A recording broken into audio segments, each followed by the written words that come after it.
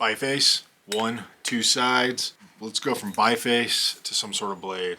So when we look at this guy right off the bat, you can kind of see I've got a little bit of mass sitting on the top, got a few little rough spots, got a hinge sitting right here. But this bifacial form is a good example on taking a large piece of stone and thinning it out. And when I overlay it over the top, there's not too much of a loss as far as the overall length.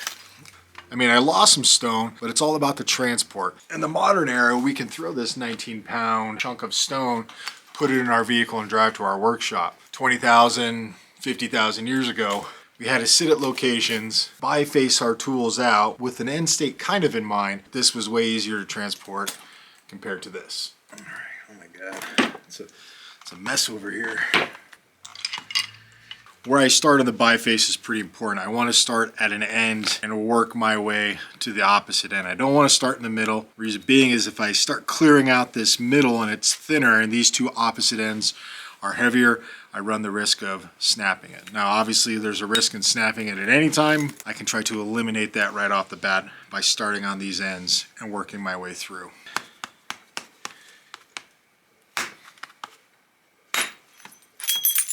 So when I look at this little end right here, I just know I've got a little bit of a break there, kind of a rolled flake there. I run the risk of kind of losing that. It's not the end of the world. I want to avoid it. So what I'll do is I'll try to come from this side here and clear out this direction. I want to go this way.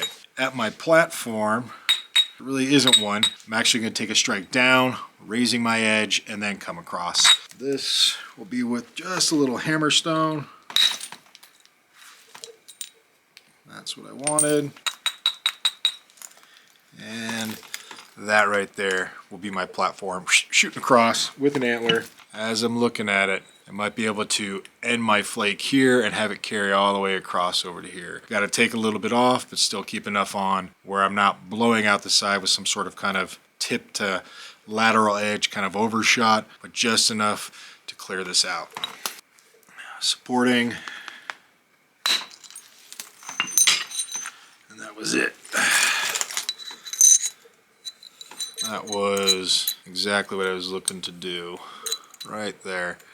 That's that flake. That was my platform. That's where this little gnarly top side was. I threw that flake nice and lateral right across. It gives me the opportunity to readdress just by a few little maintenance strikes, and I'll have that entire edge ready to go.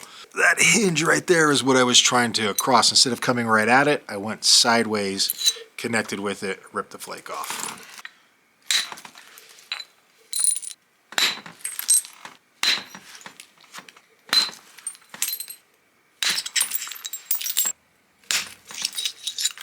Just as I look at it this way, I'm sure you can kind of see this is already starting to thin out, and this is going to be a little bit more of my heavier end. I'm still progressing. But in this is where I really start to look at trying to throw thinner flakes across to reduce this mass.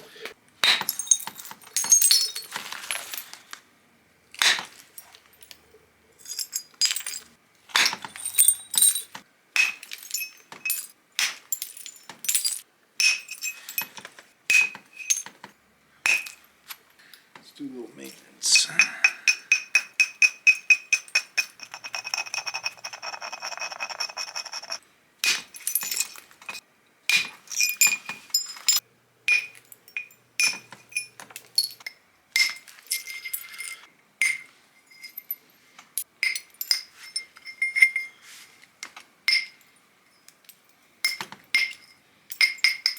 I feel like this might be as thick as I want it.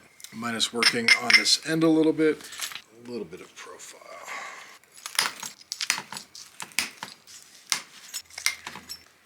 This is really just kind of straightening my edge. I want to see what I'm working with thickness wise from my handle to my potential tip. So I look at my edge, I just kind of clear out some of these little waves, and then that's going to allow me to look at it in profile and say I need to throw a couple more flakes.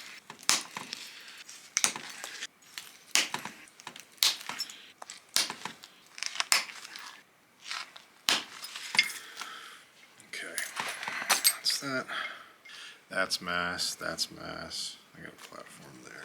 Let's get that guy out of there.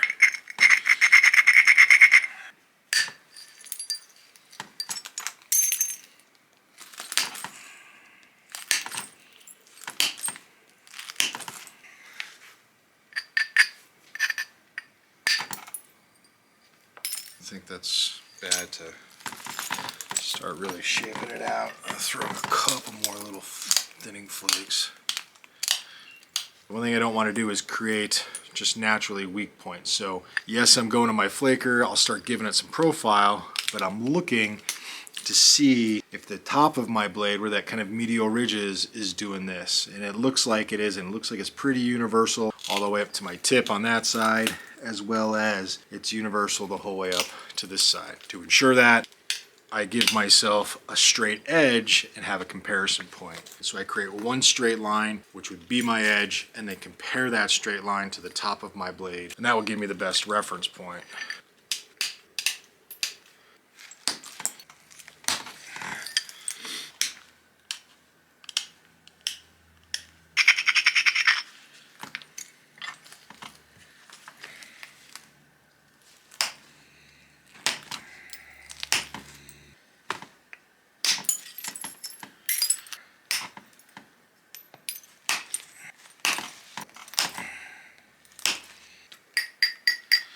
I'll start taking out some of this handle.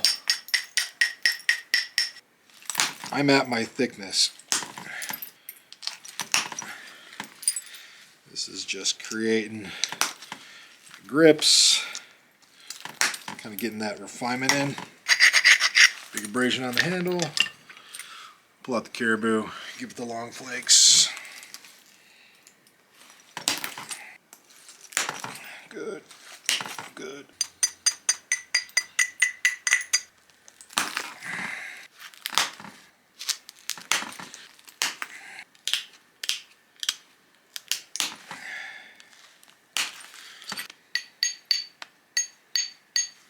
Profile for the most part. I kind of want a good handle, nice fat sides, and a gentle tip. It's all doable.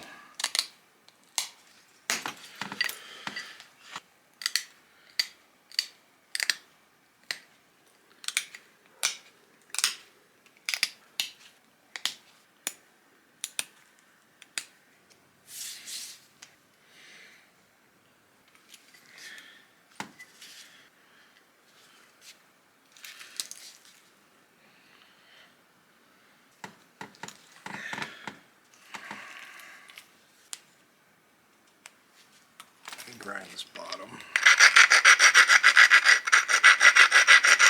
Let's put a little fat on it. That's way too much. Way too much. There we go.